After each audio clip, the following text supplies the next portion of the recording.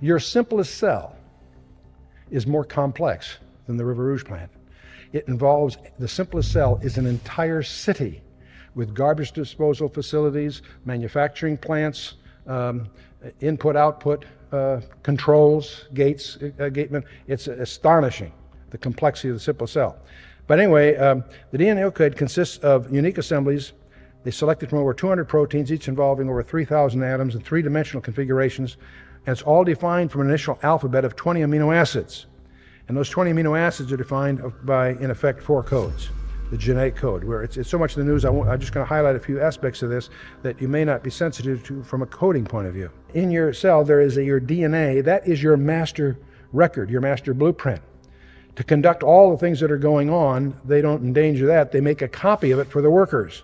There's a transcription that makes the RNA, which you can look at like a photocopy of the master blueprint.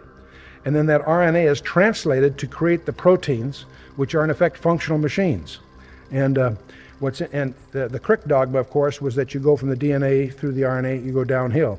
The shocking discovery is that there are retroviruses that will actually not only create disease, it'll go back and alter your master record. And that's a whole other thing. But I wanted to mention something about the DNA being transcribed. The DNA, before it's made in the RNA, something interesting happens.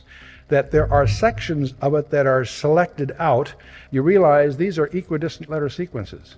This is a form of encryption that we find in the Bible and you find in your DNA. These have intrinsic chemical affinity towards one another, so where you have one, you have its mate.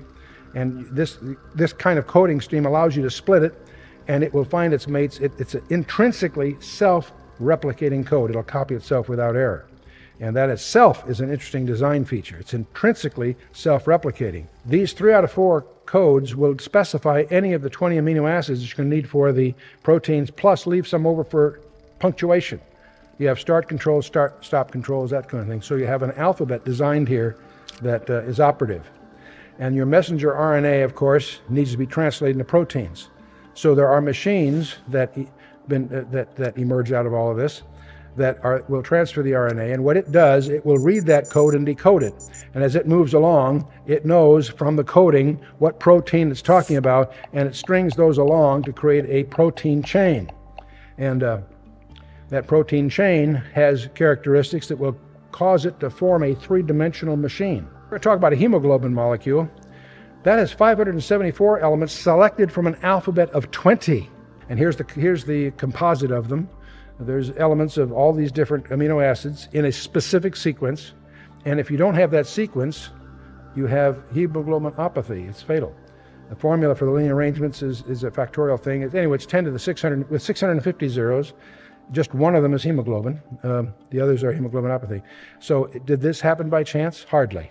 Let's take the bacteria with a flagellum. You've probably seen them under microscopes in school. Flagellum has a little tail that propels it through the fluid. If you examine that, there's a place where that little tail, the flagellum, enters the bacteria. And we're going to look at just the place where it enters, and we discover something very interesting. There is what's the equivalent of an electric motor with slip rings, all kinds of over 40 parts, any one of which is missing, it doesn't work. And so this is not something that could have happened. It's something that was very skillfully designed. Anybody that's ever been on a design team knows that designs don't happen. They have to be crafted. See, the real question, the reason the evolutionists can't explain life, they can't explain which came first, the DNA or the proteins. You can't have proteins without the DNA, you can't have the DNA without proteins. It's even deeper than the chicken and egg classic one. It takes protein to construct the DNA, it takes DNA to make the protein. See, they both had to be created at the same time in a consistent system architecture. Which came first, the DVD or the DVD players? They have to come together to create a function that's useful. Same sort of concept. Every engineer would know that. The whole concept of evolution is absurd. But the real you, I can see the real you is software, not hardware. Call it soul, spirit, give it what vocabulary you like. The real you is software, not hardware. The real you has no time dimension. The real you is eternal, whether you like it or not. The dilemma is, where are you going to spend it? Are you going to spend it in the presence of God? Are you qualified to be perfect, to be in His presence?